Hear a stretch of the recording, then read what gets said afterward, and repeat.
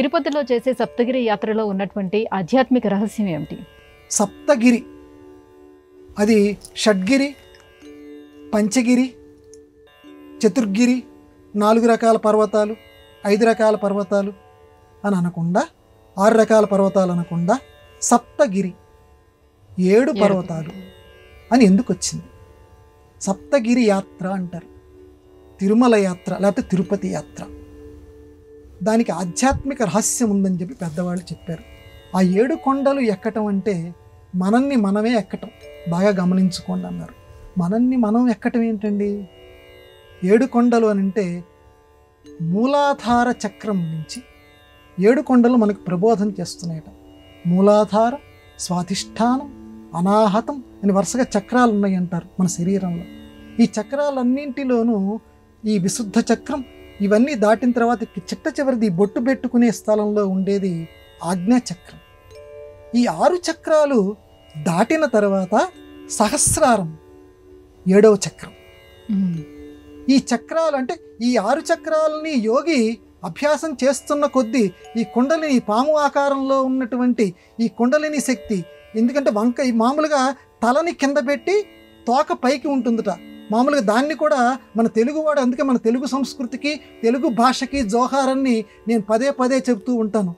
ఇది పామురా, ఈ కుండలిని కూడా పాము అని చెప్పటానికి మన తెలుగువాడు ఎంత గొప్పగా దీనికి అనువాదం చేశాడంటే, దీన్ని వెన్నుపూస అంటల వాడు వెన్ను పాము అన్నాడు.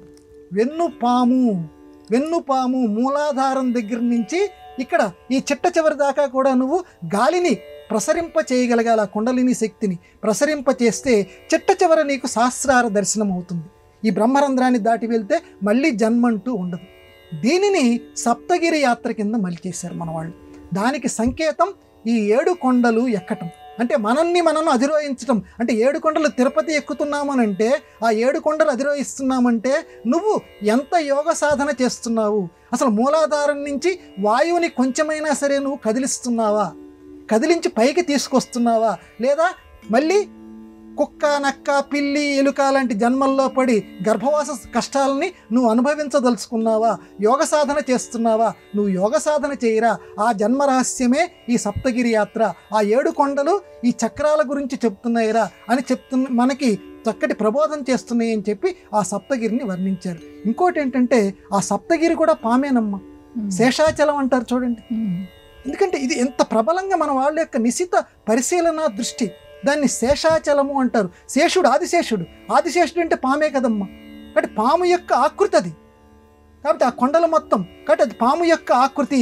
ఈ కుండలిని శక్తి పాము ఆకృతిలో వెన్నుపాము అంటున్నాం చూడండి. కాబట్టి ఈ లోపల ఉన్నది ఆ బయట ఉన్నది, ఆ బయట ఉన్నదాన్ని చూస్తూ ఈ లోపల ఉన్నదాన్ని అన్వయం చేసుకుంటూ సప్తగిరి యాత్ర చేయి. సహస్రారం తర్వాత దైవ దర్శనంలాగా ఆ 7వ కొండ అక్కడ చక్కగా స్వామివారి దర్శనం అవటంతో నీకు ఒక్కసారి సహస్రారాన్ని తలుచుకో, స్వామి నాకు ఇలాగే ఆ సహస్రారం యొక్క బ్రహ్మరంధ్రం నుంచి నీ యొక్క సాక్షాత్కారం నాకు జరగాలి అని స్వామివారి దగ్గర మనం మొరపెట్టుకోవాలి.